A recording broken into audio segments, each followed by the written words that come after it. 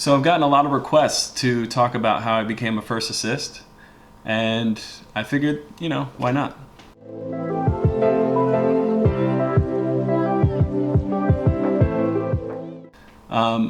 I wasn't directly looking into a first assist school or position, but my hospital partnered up with Meridian Institute of Surgical Assisting. They're based out of Nashville, and my director actually came to me and asked me if I would be interested in going through the program, and the hospital themselves, paying for it.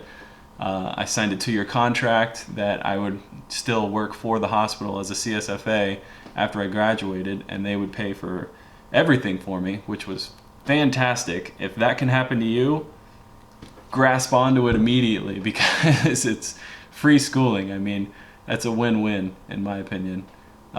So I signed up for Meridian. The first thing I did was I had to make sure that all of my credentials and that the hospital and the school had an agreement that I would be doing all of my clinicals and logging my cases there. I talked to multiple surgeons across all fields: general, OBGYN, ortho, heart and vascular. I did a lot of colorectal stuff like that. I had to bring this sheet of paper in and basically went up to all these different surgeons that I've worked with for years, and they were all willing to help me. Not one surgeon turned me away. They were all very excited for me to go through this program and excited to have the help. So the program itself was not too bad. I'd been out of school for about 8 years. It's been 8 years since I've graduated my CST school. So it was definitely a change of pace to have to try and weave in schooling in the evenings, as well as like family activities, baseball, full-time work, tons of call that I take. But I made it work, and you can too. You adjust to it. It's not a big deal. I'll break down the schooling. It was mostly academics were online. Basically, it was broken down as in my class we had a certain amount of people, maybe 15, 16 other people. Our teacher would pose a question to us. We would have to answer that question and then respond to 3 others by a certain day of the week, as well as a certain amount of reading that we had to do per week, and a test. You could finish the test either between Wednesday and Friday of the week. So there were time constraints, but nothing that I couldn't handle. And really, being a CST for so long, it wasn't that bad. The academics were not that bad. It was really based on a lot of surgical procedures. You dive into a lot of pre-op, post-op stuff, because that kind of nursing type stuff you really don't deal with as a CST, but you do deal with a little bit more as a CSFA, helping the surgeons out. Sometimes in the ICU or pre-op or recovery. Dove into a little bit more of pharmacology than you would as a CST, but really, really deep into surgical procedures and anatomy, because you are right alongside them, assisting, and you need to know what structures you're on. You need to know what structures you're dissecting on. It's very, very important. There's nerves, vessels. It could be dangerous. It could be very dangerous. So academics were not too bad.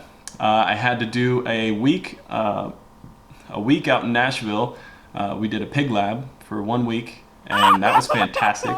That was one of the best experiences I've ever had. All the teachers out there were so great, so fun to work with.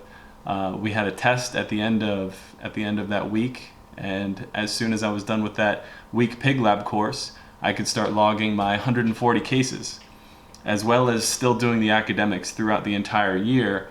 After I finish the pig lab, I'm able to start doing cases at work. It depends on your work. My work allowed me to stay clocked in and still log cases as an FA. So throughout the day, I was still getting paid like normal, but logging cases. That's not always the case. There were a lot of people in my class that were not allowed to do that.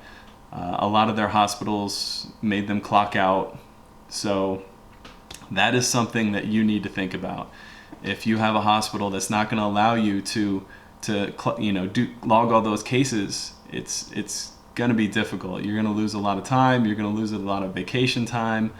But ultimately, it's worth it. You're going to school. You're bettering yourself. You're bettering your career.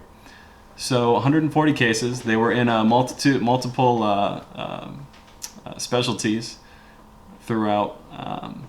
I know you have to do at least 40 general, and I believe it was 40 of a specific specialty, whatever of your choosing, and everything else was just a mishmash of a bunch of stuff.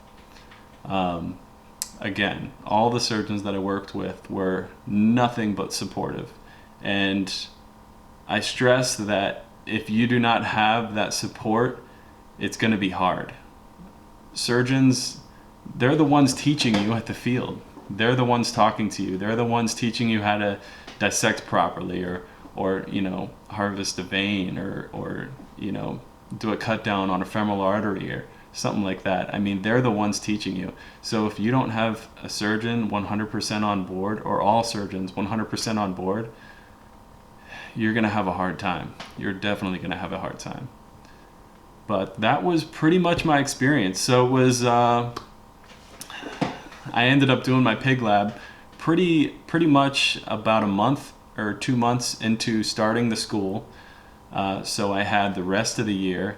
I had about 10 months of the year to log those 140 cases. Got them all in, I think like a month and a half ahead of schedule. And that was that. Finished up schooling, got my certification, took the test. Very hard test, by the way. So if you do plan on doing it, just know it is one of the hardest tests I've had to take. It was difficult. But it's a very rewarding experience. As soon as I graduated, it was fantastic. Now I take call for the heart team. I'm starting to learn how to harvest vein for cabbages. I've done multiple femoral cut downs for endo AAAs, fem pops. I've actually sewed in like proximal anastomosis on fem pops and stuff like that. I mean, these are great things that you get to do, but it's not all fun and games. This is very, very serious work, and it's a big responsibility and step up from being a CST. I did not think that it was going to be that big of a deal, but as soon as I started, I can't really express it in words. It's more of like a feeling, that responsibility that you have as an FA in the room, but it's there, and you can definitely feel it. I hope this helped out for some of you guys that are interested in the FA position, and thank you so much for the questions. Keep them coming. I love the emails, the comments, the questions. It's fantastic, and this is exactly what I wanted from you guys.